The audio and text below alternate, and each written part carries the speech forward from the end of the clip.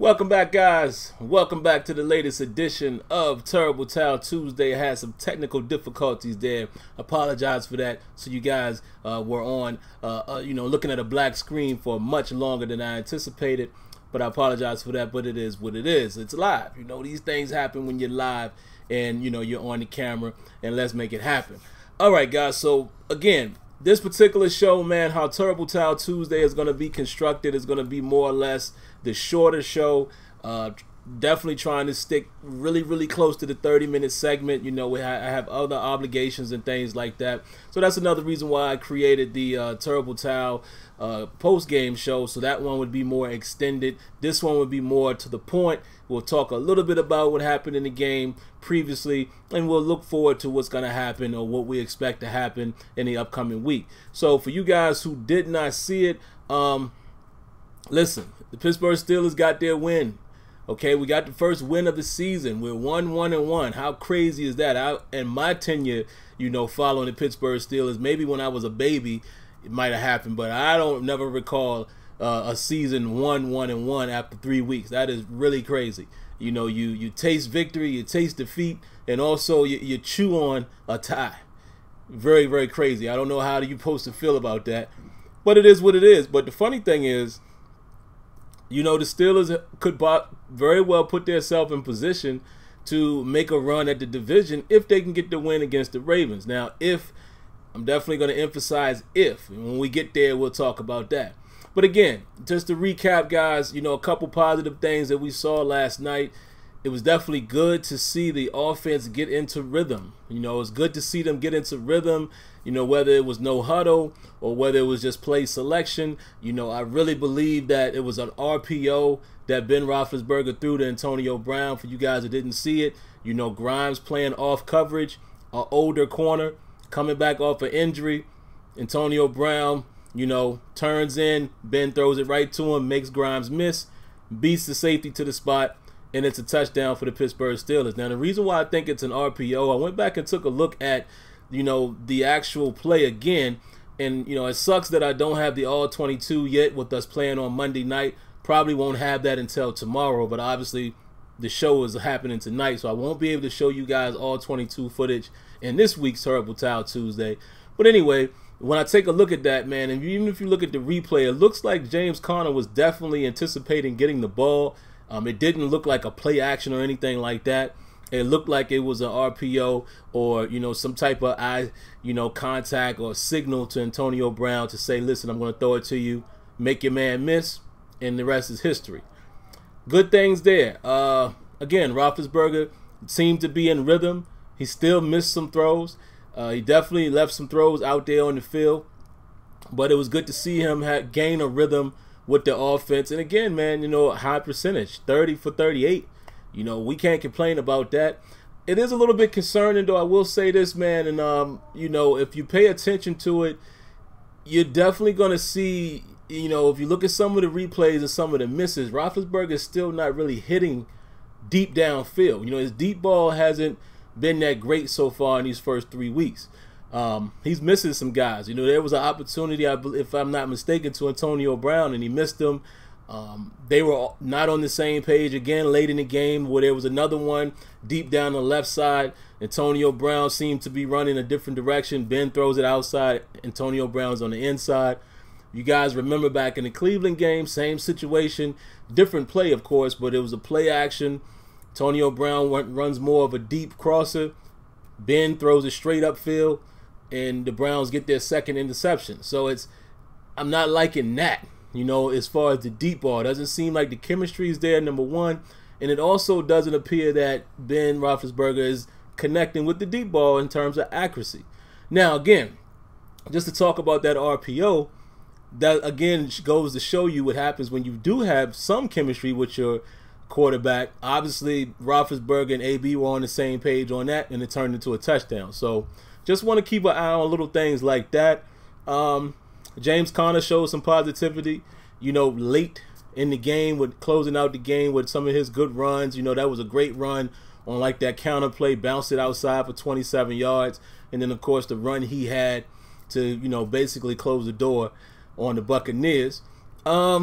Offensive line, you know, I gave them somewhat of a bad, I gave them, some criticism, but you have to acknowledge the fact, and I don't know if a lot of us really paid attention to that during the game. Matt Fowler was starting along with B.J. Finney. Now, we're familiar with Finney, but we're not familiar with seeing Matt Fowler, get a start, and he did fairly well. Most of the time when pressure was given up, it was against Big Al. Villanueva was giving up most of the pressure. JPP was killing him. And then other guys, again, I can't remember their entire defensive line. I know McCoy, obviously. But, keep an eye on Big Al and see how he progresses throughout the year. Let's remember, guys, we're going to have to face the Denver Broncos this year, so you could get a matchup with him and Von Miller, which Von Miller is a matchup nightmare. No Khalil Mack. We won't have to see him against the Raiders. But let's just keep an eye on how Villanueva, does his thing going forward. What else, guys? A couple other things I wanted to talk to, man. Points I want to hit on, and I just can't think of them right now. But mainly, offensively, you saw some positivity. And excuse the background noise, guys. I have family here, so you're probably going to hear some of that. They're right above my head here. Quick positives, man. Defensively, I like the fact that we were able to get some turnovers and get our hands on the ball. It's always great to see that again. Guys have to make the interception when they're in position, when it's a tip drill, when it's a bad throw and the ball comes right in, right in their lap, per se. They got to make the catch. Guys don't always make the catch. There was an opportunity where SimFBall could have had another interception late in that game. There was an opportunity where Anthony Chickalo, it was a tough play for him to make. But, we had a lot of opportunities to get possibly even more turnovers. And, just like my boy Kenyon said last night, if you didn't catch that show, Kenyon came on and gave his thoughts along with Deron Smith. And I want to get more of that going on as we go forward. But Kenyon, said that might be our defense this year. We may have to rely on the splash play, if you will. It doesn't appear that we're going to be a lockdown type of secondary. It's early, I know. But what doesn't really give me a lot of confidence, guys, is the fact that we've seen this story play out before. I'm really tired of watching this rerun. I need to see the new season. I'm tired of watching the replays. I need to see the new improved story. And that's why I don't feel that confident that we're going to bounce back. Even though I will say it is early. Some of these things could be correctable. You keep hearing these guys talk about his communication. They've said that, in the first couple weeks. You've heard them say it last year. And like I said, they're not giving us any reason to feel like it will change. However, it is early, so there's always a chance that these things, may very well, be able to turn itself around. We'll see. We're going to have to generate a lot more pressure, paying attention to that game. Again, guys, and Kenyon may be able to back me up on this one as well as Tony. I know not a lot of guys, and I say guys loosely because I know guys and girls watch the game, but not a lot of people really pay attention to the game like others do. We're the type of people who are really watching the game. Number one, I love football. Football is my passion, my favorite sport by far. I played it, so I'm always going to look at it from an analytical standpoint. Number two, now that, I've become, someone who likes to report on the Steelers and do a podcast and such, it's almost like my duty to really pay attention to what these players are doing. So I'm looking at it a little bit differently than others. Contrary to what some people might believe, man, I think the Steelers did get decent pressure last night. A lot of times the most popular thing to say is, oh, they're not getting pressure. Oh, they're giving this guy too much time. But a lot of times what people are not taking into consideration, number one, they're facing off against other professionals. That's number one. Number two, how long does the quarterback have the ball in his hand? Let's be honest. Most of the time, the pocket is formed in about 3 seconds, and that's about all they have. Anything beyond that, 3 to 4 seconds, 4 to 5, even, that's an eternity. But if you go take a look at some of the next-gen stats, guys are not really holding the ball that long, especially Pat Mahomes. Pat Mahomes was getting rid of that ball fairly quick. Fitzpatrick was getting rid of the ball fairly quick last night as well. So, you always have to take that in consideration. Yes, there were times that we did allow him to stand back there in the pocket, but it's not as bad as what some people would think. And again, I think Bud Dupree had a better night with creating pressure. Anthony Chickillo had a solid night with creating pressure. There were times that we left sacks on the field, especially Bud Dupree. Bud left a sack out there. You know, I think Bostic left a sack out there. There was pressure that we were getting on the outside and up the middle. So I think as a pressure team, we did better. Could it improve? Absolutely. But I think, you know, I saw some signs of, okay, you know, we're getting a little pressure going. And if we can keep that going and maybe not have to blitz so much, we're going to have to try to get as much pressure as possible with our front four when we're in a sub package. We're going to have to do that. Because if we find ourselves in a situation where we always have to blitz, we're leaving ourselves even more susceptible in the secondary. And just to round that up, guys, the only other thing I'll say about last night, man, that, you know, the sour taste in my mouth, of course, is the secondary play. Artie Burns, man, I mean, again, I went back and looked at those plays. Listen, you know, Mike Evans is a big boy. Mike Evans is somebody you have to respect. But Artie Burns, man, and Kenyon said it best last night, he continues to just fall for the same things over and over and over. It's bad. And once the All-22 comes out and I really can take a look, I can only imagine. I don't have any confidence in really anybody right now in the secondary outside of Joe Hayden and Mike Hilton. Got to give Mike Hilton a little bit of, you know, a little knock on him a little bit, just slight, you know, we got to be fair. Mike Hilton also has missed some tackles here, you know, recently, which is something he normally doesn't do. So, you know, we just gotta get that going, get himself back together. You know, he's a very solid player. You know, I still like Mike Hilton. He can be on my team any day. The way he plays, his feistiness, you know, love the way he's in your face and he's scrappy. I'll take him any day. But those are really the only two guys. You know, Sean Davis hasn't really shown us a whole lot coverage-wise. You know, even though I don't think he's really been tested as much. You know, it's more so been the underneath coverage down the middle and things like that. But I will say, Sean Davis is not doing a bad job at free safety, in my opinion, in these first 3 weeks. Time will tell. But I think he's covering pretty decent ground, especially the play that he made in the Cleveland game. He's doing fairly well. He's doing much better in his tackling early. Again, that's left to be determined. But, you know, I like what I see out of Sean Davis so far at free safety. We'll see if that improves or not. Everybody else, you know, I can't say I have confidence in Cody Sensabaugh. I don't. You know, he gives you a little bit more of a veteran presence. He can play as good as Artie Burns, in my opinion, if not better. I think he's more technically sound. You know, Cody Sensabaugh is not the best corner in the world, but I think at this juncture, he's more technically sound than Artie Burns. Cam Sutton, I can't say I have confidence in him, guys. We simply haven't seen him do it enough. And it's just that simple. So, I don't know. We'll see. We'll see, man. This secondary is going to be tested. We said that last night, and, you know, that's my takeaway from last night. Again, I don't want to spend too much time on that. Matter of fact, let me do a time check, guys.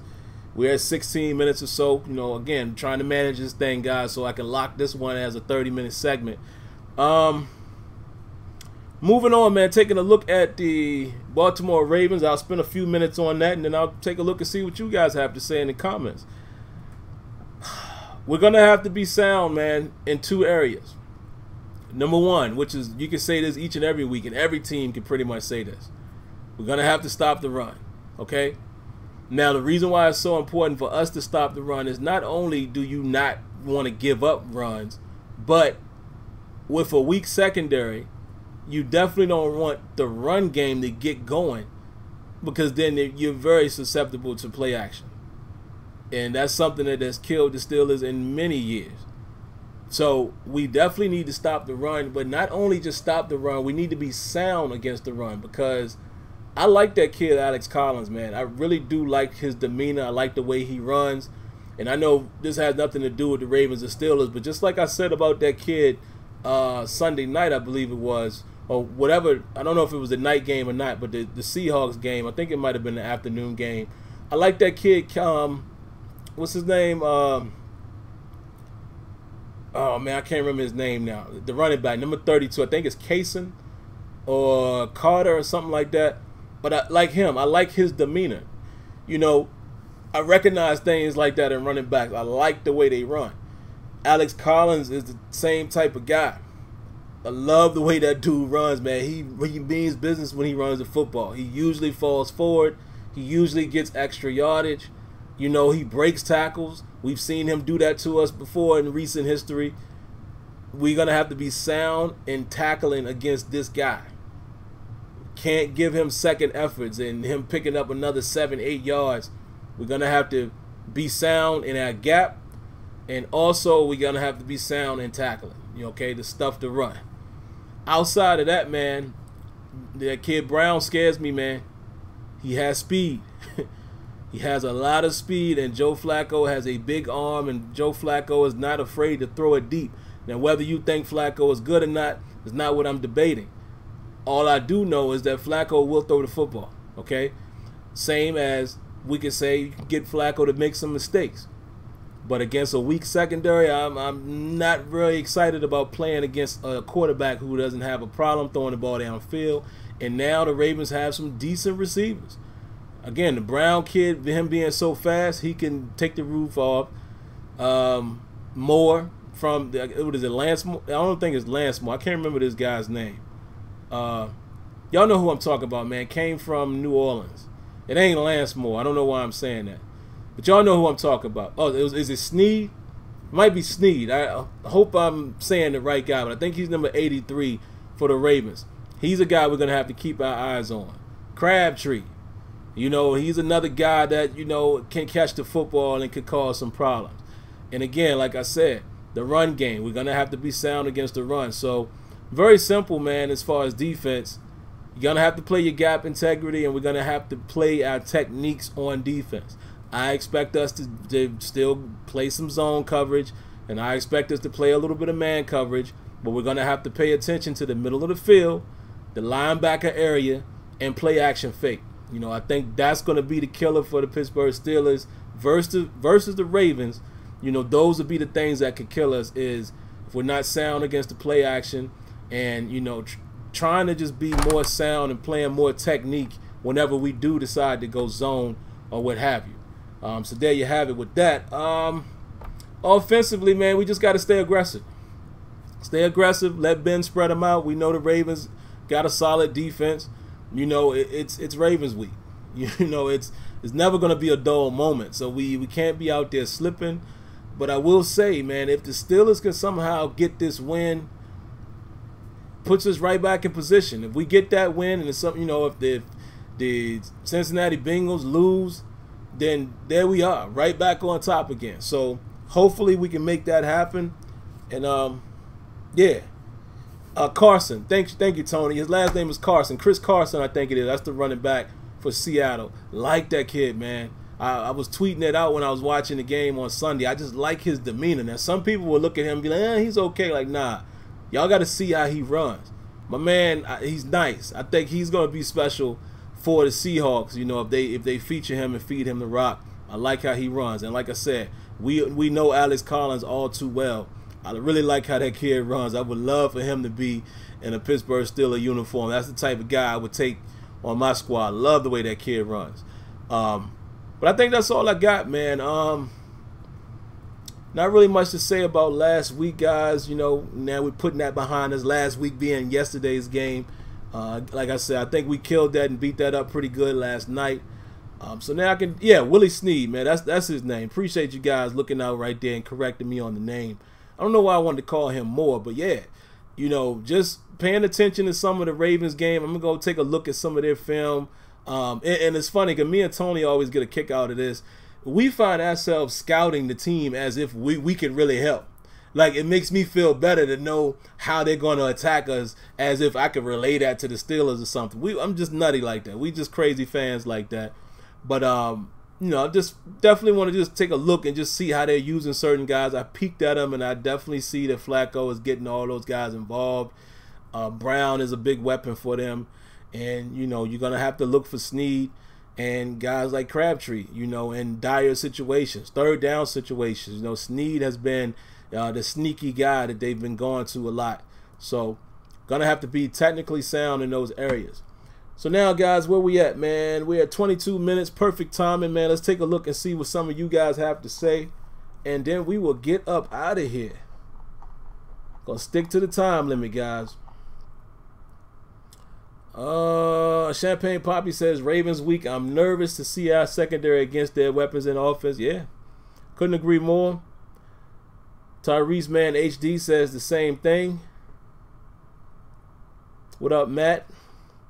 Jesse Williams says, I think we're going to need a better defensive coordinator after this year. I've never been a fan of blaming it on coaches, but haven't we run that dollar defense yet? Yeah. Why haven't we? Listen, and Jesse Williams, I appreciate you saying that, because I said a little bit of this last night. Stuff like that is where I point at coaching, okay? And make that distinction. That's a coaching thing, because I said the same thing last night. Number one, why haven't we seen maybe a little more dollar, which we know they have practiced, the 7 DB set. Burnett is out, so some of what I'm going to say here could be because Burnett is out, but I will counter that by saying same thing happened last week, but then you could counter that by saying, well, Joe Hayden was out. So the real issue with the Steelers secondary as well is we don't have great depth. So even if we all get mad at a guy and we want to bench a guy, there's really nobody else there that's going to come in to play better. So again, with the 7 DB set, maybe we haven't seen a lot of it yet. We probably weren't going to throw it out in Cleveland, but in a game where we needed to throw it out, i.e. the Kansas City Chiefs and Pat Mahomes, probably didn't have the personnel to do it. Last night, we toyed with some different options, like Burhay had to come in the game after Mike Hilton went down. So it's a lot of little variable pieces there. We got to keep an eye on Hilton, man, to see what's going to happen with him. I haven't had a chance to listen to Tomlin's presser. But yeah, excellent point, Jesse. Why we keep getting caught in these certain matchups. Once Burnett is back and healthy, I need to see more matchups where Burnett or Edmonds is on that tight end. Preferably Burnett, because he's done it before. Tony out there calling out the Ratbirds. That's what Tony do. Yeah, Switzer's going to be special for us, Tony. You and I both talked about that. Hey, Debbie, how you doing? What's good? I've been saying Bell trade. Yeah, I'm there with you, Landshield. The only problem is, man, is the trade is just going to be awkward with Bell not signing the tag or anything yet. So we'll have to see how that plays out. Bell for Earl Thomas, not a chance that's going to happen. Don't forget, guys, Le'Veon Bell, number one, has not signed his tag. Number two, once he signs the tag, then he's locked in for the rest of the year, okay? No one can negotiate with him again, the same way the Steelers can't renegotiate with him again until next season. Number three, what team is going to take that chance and they can't, be for sure that they can lock in Le'Veon Bell at the end of the season, okay? And number four, what are they going to give up for him knowing he's a rental going into week 4 now? See what I'm saying? The longer Bell sits out, the less trade value even becomes for both him and the Steelers. Just saying. The Hawk says that was a really good front four. I thought they held their own. Okay, you talking about the Bucks. Yeah, you're right. Yeah, they did okay. And like I said, I had to remind myself that Matt Fowler and Finney was out there. Where we at, guys? Time check. 26 minutes. And we got a little buffer in there, too. So we got about 5 more minutes because we'll run till about 32. Because, when I start streaming, it's including the intro and all of that. So I want to make sure I give you guys a solid 30 minutes. I see you guys are saying, what's up to Leonard? And it's funny, guys. Leonard is actually here at my home. He's right upstairs, man. So, yeah, it's funny that he's here. And you're going to hear a lot more from him, man, because, they're moving very, very, very close to us. So quite often you're going to hear me refer to me sitting right beside Leonard watching the game, which I've done anyway, but it's going to be so much easier to do that now. And I wish there was a way that I could have him actually be a part of it. But you guys, most of you guys probably can tell that no technology. I'm sitting in front of a green screen, so I just don't have the capacity to have more than one person in camera. Otherwise, I would have had him, say a few words or what have you. Debbie says Big Al gets the most holding and offsides, and maybe next would be DeCastro. Yeah, y'all remember the time when DeCastro was going through that string of false starts and holding. And you're right, Villanueva got 2 on him last night, 2 penalties. Yeah, let's keep an eye on that. Leonard says defense needs a one-way ticket out of here. Let's give Leonard a round of applause, man. Listen, man. It's funny, man, because and Leonard would tell you himself, when we watch the game, we go back and forth about opinions and, is it this, is it that, is it the coaching, is the coaching? But all in all, the funny thing is we both want the same thing. Like, we might see things slightly different in certain scenarios, but we both agree the defense is just, because Leonard said to me last night watching the game, I said, man, it's 15 minutes left in this game, going into the 4th quarter, up 17. You remember when we ain't never have to worry about that? And I said, any defense, and I don't care who it is, an NFL defense ought to be able to protect a 17-point lead with 15 minutes left. And Leonard said, I don't know. I don't trust this defense. And y'all saw what almost happened. And that's when the gut feeling of, boy, this is going to be a long year really kicked in as I'm watching. Come on, man. And I know a lot of people want to try to put things on the offense. I even heard, the Stephen A said something like that earlier today. They couldn't score no more points. Listen, I get it. And all of us probably felt that way. But why did we feel like that? Any other time would we not agree that 30 points should be able to get the job done in the NFL? If your defense is solid? See, the defense so bad, we expecting Ben and them to put 60 points up. You see what I'm saying? It shouldn't have to get to the point where we're saying, well, where's the offense in the second half? They shouldn't have had to have been the focal point. The defense, all they had to do, I remember telling Leonard at halftime, all we really need to do is 30 minutes left in the game. All we need is probably about 3 stops. Okay? One of them can be a field goal drive. Another one should be no points. And maybe one more no points, or maybe one more field goal drive. You know how much clock that eats up? All we needed was 3 solid stops, meaning nothing more than a field goal. Game's over. Come on, man. Let's see. Sim, my man Miller says, Sim, where's all this dime quarter defense they talked about in training camp? Yeah, that's coaching. Now that's coaching. And then we got to look at Keith Butler about what's up. That's a coaching thing. Steeler Nation says, y'all, Artie Burns, his last name is what he is on the field. He gets burned. Man, pun intended, right? Yeah, bad, guys. All right, we're rolling up on our minutes, guys. I got about 2 minutes left, man. Let's see what else you guys got going on really quick. I want to read a few more of these. Leonard says, we had 3 years to correct this defense, and I do not like Butler as the defensive coach. Yeah, there's some truth to that. And that's what I was saying to Leonard last night, even though we disagree on a couple things. But there's a lot of truth to what Leonard just said. It's been 3 years, and maybe even more than that with Butler. We've made some changes, but it's not panning out. And then I think where me and Leonard disagree a little bit is Leonard would say we haven't made any changes. I wouldn't say that. For the last 3 years, the Steelers have actively gone after, defensive players via draft, and they're not hitting on these guys.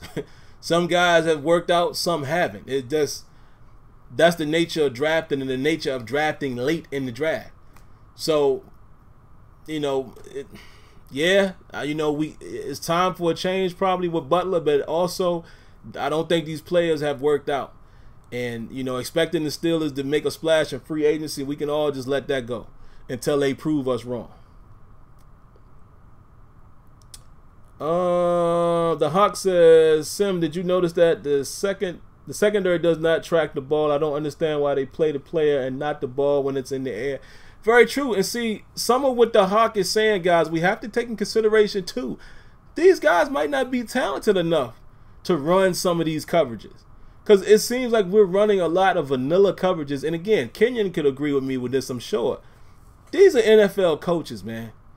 Coach Tomlin made his money as a defensive back coach or a defensive coordinator. Like, these guys know what they're doing. I don't want for 1 minute think that coaches know what they're doing, or I'm able to say what should work more than Keith Butler or whatever. They know what they're doing.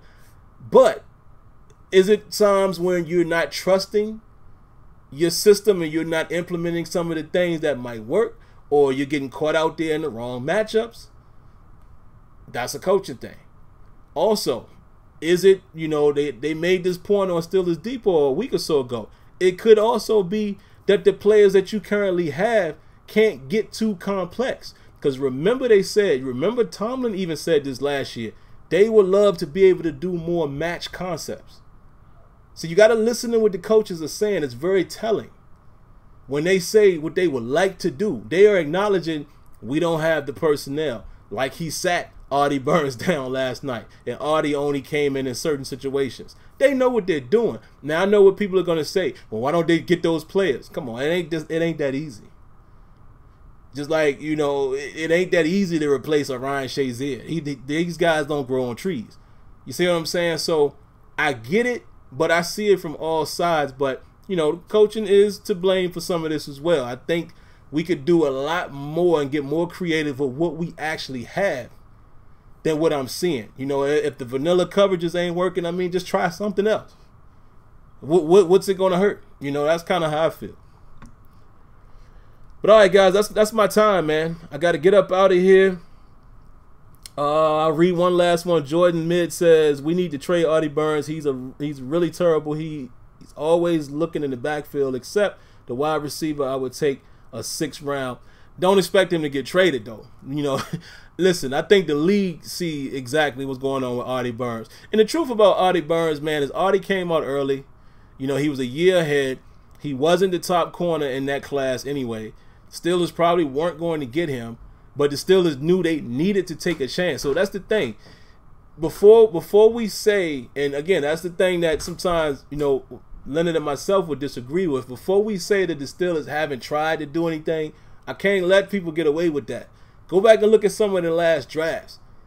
They're attempting. You know, they're going out on the limb, drafting a corner in the 1st round, which they hadn't done in years. Drafting a safety in the 1st round, which we haven't seen them do that in years.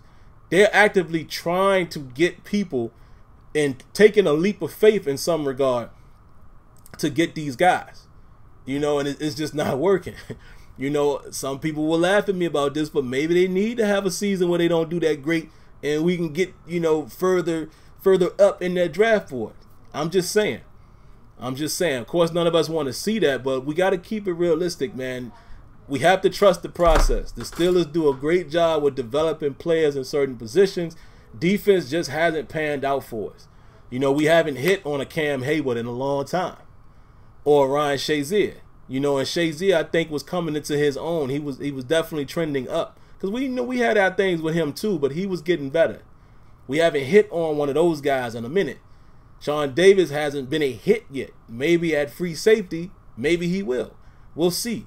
So it's hit or miss, man. Look around the league, guys. You can look around the league. Trust me, it ain't just our beloved Pittsburgh Steelers. You look around the league, you can see misses all across the board. 1st round misses. Trent Richardson. You see what I'm saying? It happens all the time, but I know y'all take it more personal when it's us. I know. I get it. But we can't always have that tunnel vision. You know what I'm saying? We gotta business, football, and then fanism. You know what I mean? We gotta see, we gotta have it all together. So there you go, man. That's all I got. And I'm gonna get up out of here, man. Yeah, lovely crowd tonight, but like I said, I gotta honor, you know, my other obligations. Again, just a quick recap. Terrible Towel Tuesday will be more so the 30-minute segment. I'm a few minutes over my time now, but we're gonna get that locked into 30 minutes.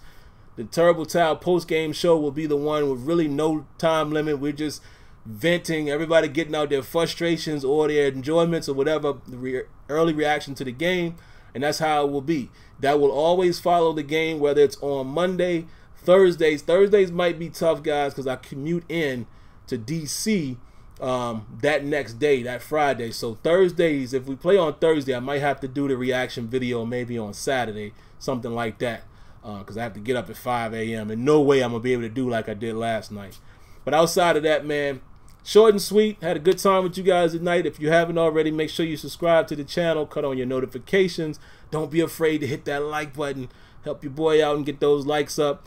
And let's see what we got, man. Ravens week. It's going to be a toughie. It's going to be a tough one, but let's see what we got. And, of course, if anything breaks, any important news breaks between now and then, we will be doing a special show just to cover that, i.e. if Le'Veon Bell is traded or something like that. But there you go, guys. It's been real. Let's get a Here We Go Steelers, and we'll catch you guys next week on the Terrible Towel post-game show. All right? Peace.